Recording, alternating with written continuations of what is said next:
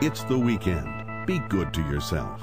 It's Katz's Corner with Dr. Aaron Katz and Dr. Philippa Cheetham, where you can get simple, straightforward answers to your questions about health, from diet and supplements to lifestyle changes. To reach Dr. Katz and Dr. Cheetham, call 800-848-WABC. Now, live on 77 WABC, the chairman of urology at Winthrop University Hospital in New York, with co-host Philippa Cheetham, attending in urology at Winthrop University Hospital. Here is Dr. Aaron Katz. Good morning, everybody, and welcome to another live round of Katz's Corner here on WABC Radio.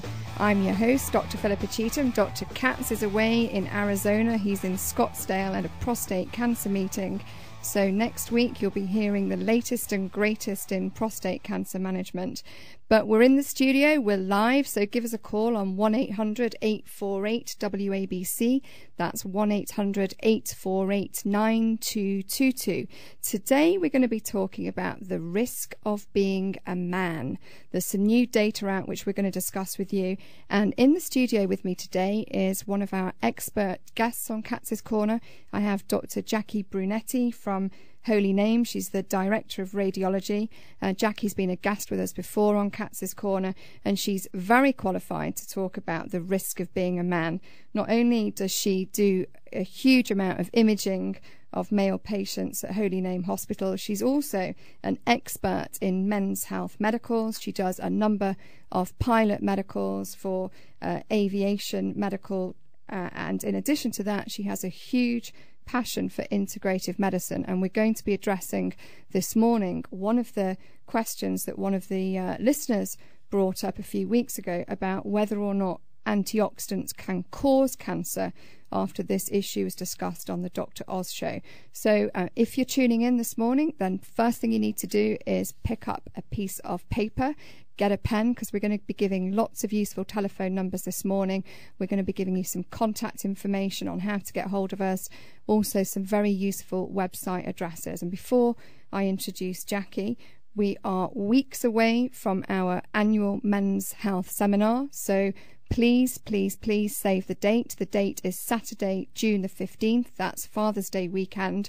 You can register online. It's now open. menshealthseminar.com is where you need to go. And for those of you who don't have access to the internet, you can call 516-663-9615. That's 516-663-9615. All the information about the Men's Health Seminar that Dr. Katz and I do every year, Father's Day weekend, is on the website. That's menshealthseminar.com. At the seminar, we're going to be talking about lots of issues related to prostate health, prostate cancer prevention.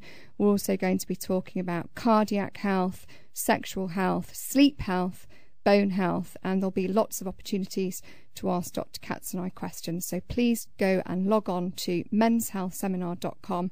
We only have limited number of places, and the seminar is going to be held at the Garden City Hotel, which is a superb venue, very easy to get to by train or car, and there'll be lectures all day from 8 till 5 with breakfast, lunch and afternoon tea. So please join us. Limited places, only 300 places. They're filling up fast. menshealthseminar.com. Good morning, Jackie. It's great to have you back in the studio. Good morning, Philippa. It's always great to be here. Now, first thing I wanted to do before we talk about the risk of being a man, I wanted to talk about this issue that was raised by one of our listeners a few weeks ago, that they'd heard about the Dr. Oz show talking about antioxidants causing cancer, which is quite the opposite view to what Dr. Katz and I have discussed here many times on Katz's Corner, and about how antioxidants can actually prevent cancer. And I know that you've been very diligent and have done lots of homework on the subject. So can you just summarise what all the controversy is about? Because this was brought to our attention by one of our listeners a couple of weeks ago. Right. A statement was made by a guest on Dr. Oz's show that antioxidants cause cancer. And there are two studies that were written and reported in the 1990s that were in response to an original study in 1991 that concluded that consumption of higher levels of vegetables and fruit is associated consistently, although not universally, with a reduced risk of cancer at most sites.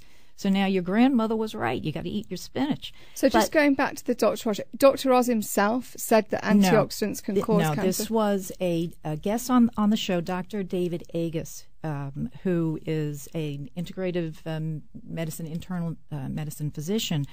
And he made this statement that antioxidants cause cancers and that it was not wise to be taking all of these supplements.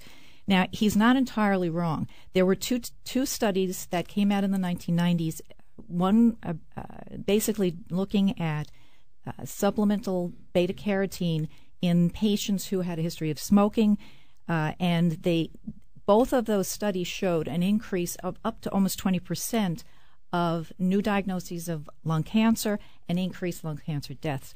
So before we go into the details, antioxidants, we see this so often on bottles of juice. We see this, all these promotions about how fruit and vegetables are rich in antioxidants. We see all these supplements in the health food shops. And we know that antioxidants mop up these dangerous circulating free radicals. These are chemicals that can damage cells in the body and cause conversion of normal cells to cancer cells. So we see these juices that say rich in antioxidants, great for your health.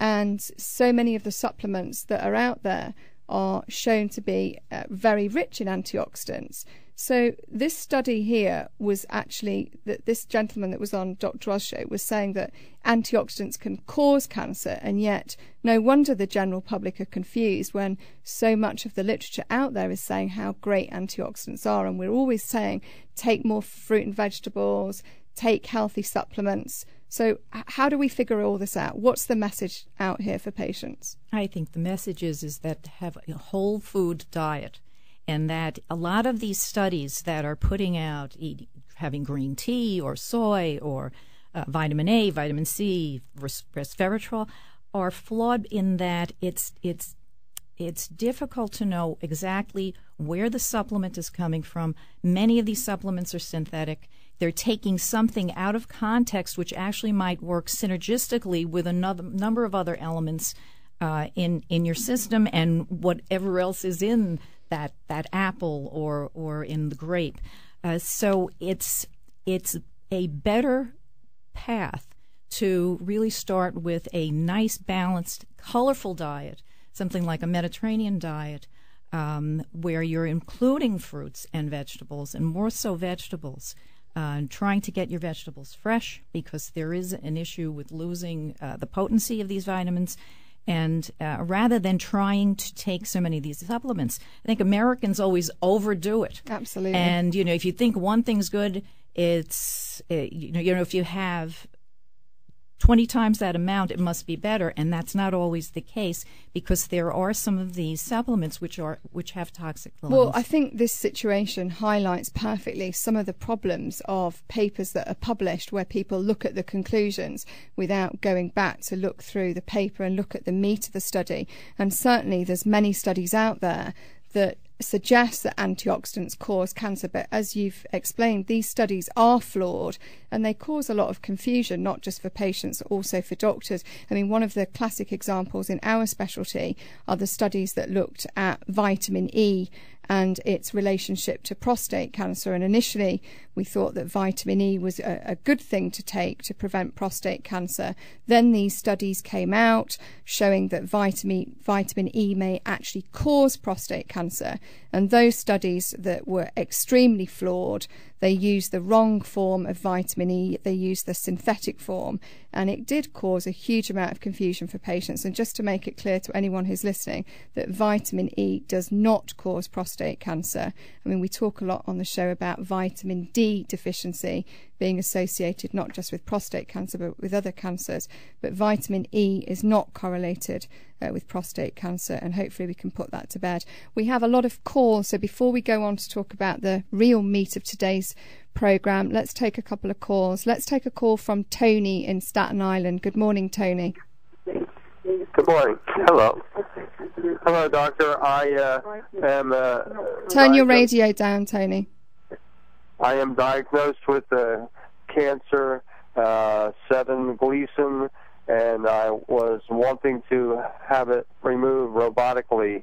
And I also have atrial fibrillation, and I have a leaky regurgitating mitral valve, and I wonder if a patient such as me could undergo surgery under those circumstances. And how old are you, Tony? I am 67. Okay. And have you had any imaging yet? Have you had any CAT scans or bone scans or MRI scans? I had a bone scan on Thursday, but the results are not back, and the MRI will be taken next Sunday, but you would think that is the more important determinant. And you mentioned, I'll come on to that in a second, and you mentioned that your prostate cancer was a Gleason 7. That's correct. And do you know if that involves all the cores of tissue that were sampled? There were 2 out of the 12 cores, one 10%, one 80%. Okay, and do you know what your PSA was? Yes, the PSA was 10.6 in September, and in December was 12.6. Okay. So lots of useful information there, Tony. Thank you very much for your call. Couple of things that you might find very useful to know. If you go to the American Urology Association website, the AUA website, the website for that is auanet.org. They have a fantastic patient guide on there about the management of localized prostate cancer, and it gives a very useful summary of how prostate cancer is diagnosed, with all the information about what the biopsy means and various imaging. I mean, Jackie, this gentleman at the moment, it sounds like he's only had a bone scan. I would certainly recommend that he gets at least a CAT scan, and certainly an MRI in this situation can be very useful at looking at the capsule. But he's a 67-year-old gentleman. He is thinking about robotic surgery, but he does have a number of medical problems. I think predominantly the MRI is really critical in him. Absolutely. To determine if he has localized disease to the gland. I think the CAT scan probably would be helpful to look for lymph nodes. Bone scans with a PSA of that level may not be as sensitive enough to pick up disease. That's right. I mean, so I think there, Tony, I would certainly advise that you have a look at the website, the auanet.org website, and read the information on localized prostate cancer.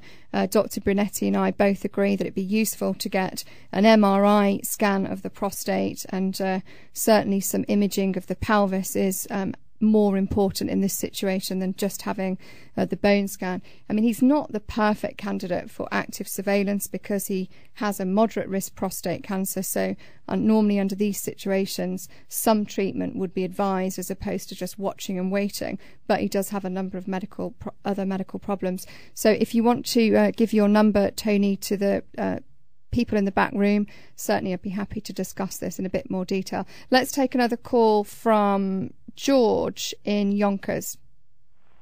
Good morning, George. Good morning, and this is a tremendous show, and I'm glad Dr. Katz is at a seminar for prostates, not at a seminar for electronics or something. And I'll tell you why. This stuff is great. You and Dr. Katz have great personalities, Dr. Cheetham, and I'll tell you why. But you know what? You hear a lot of these commercials for cancer now. What about people who do have cancer and they got to hear these commercials? Their heads must be spinning. I understand people, they have to make money and stuff. Well, we all understand that. But I feel sorry for those people out there who might be suffering with cancer. But this is my point of view, and I think it's a strong point of view. I feel we should be much further ahead with cancer research in this country. This is the greatest country on the planet. We have the treasure, the resources, and we have the technology to do it. I think we should go into the universities and get some of the smartest kids in there and get them in the field of research, whatever it takes, money, grants, scholarships, get them in the ball game and get this thing rolling. I think we should be further ahead. And also, with prostate cancer, there's a lot of things that I've heard in the past year I didn't like. It said one thing, men should wait till they're 50. I think men should get tested by the time they're 40 with their PSA. Don't put your head in the sand with this. If it comes out bad, then you talk to your doctors and see what you want to do. But see what's there first. This head in the sand or wait till you're 50 is, to me, outrageous when the federal government came up with that guideline. All right, George, let me stop you there. Thank you very much for your call. And I think actually you probably make a great guest on Katz's Corner. Certainly George is very animated there, and lots of great comments. Thanks very much, George. Just want to agree with many of the things that you've said, but most importantly, it's fantastic to hear such an educated listener who has great opinions. And what's interesting, Jackie, is that the paper that came out this week, Sex Disparities in Cancer Mortality, the Risk of Being a Man in the United States. This was published in the Journal of Urology. One of the authors of this paper, Rizwan Shabsig, was actually a guest speaker at Winthrop University Hospital this week, invited by Dr. Katz. And this is phenomenal. I mean, essentially, we know that 23% of deaths in this country are due to cancer. That's second only to 25% of deaths from heart disease. So deaths from cancer and death from heart disease are the number one and number two killers in the United States. But interestingly, there is a significant discrepancy in men and women. We know that women live longer. We also know that the life expectancy has increased for both men and women, but the difference, the discrepancy between men and women is still there, and you're more likely to live 5 years longer as a woman than as a man. Also, what was really amazing about this paper is that of the top 10 cancers, 7 out of 10 of those cancers, the mortality was higher in men. That was for lung cancer, skin cancer, Hodgkin's lymphoma, kidney, thyroid, pancreas and liver. And it raised some very interesting issues in this paper about why mortality is so much worse, why death rates are so much worse in men than women. What do you think about that? Well, it's very interesting. It's something that I think anecdotally we've known, but to see it in writing is rather stunning. And then when you think about why is that, and is it a biological issue? Is it a hormonal issue? Is it the issue that men don't like to ask directions and are more inclined not to seek out help, to investigate problems, and to maybe embrace more preventive measures? I don't know. Probably a combination of all of those. Sure. Well, there's absolutely no doubt that men use healthcare to a different extent to women, and women certainly have a far more favourable attitude towards cancer screening, and all of this was discussed in this paper. I mean, we know that women have far more encounters with healthcare professionals than men, and this paper alludes to the fact that this is certainly consistent with men presenting later, having delayed cancer diagnoses, and presenting with more advanced stage disease. So guys, get out there and get screened, and don't be afraid to go to the doctor.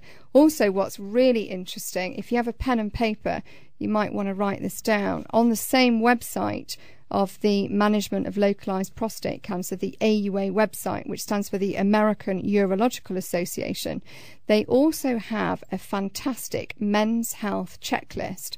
So if you go to auanet.org, you can pull up the guidelines that actually are issued for doctors, but you can print these off, and these guidelines are in categories of age: 18 to 39, 40 to 49, 50 to 69 and over 70, and it tells your doctor what questions they should be asking about your sexual health, about your voiding health, about health maintenance, and gives very clear guidelines on the screening tests that your doctor should be doing based on your age. So you can print that out and get information on the tests that your doctor should be doing. And these are not just tests for prostate cancer or prostate cancer prevention.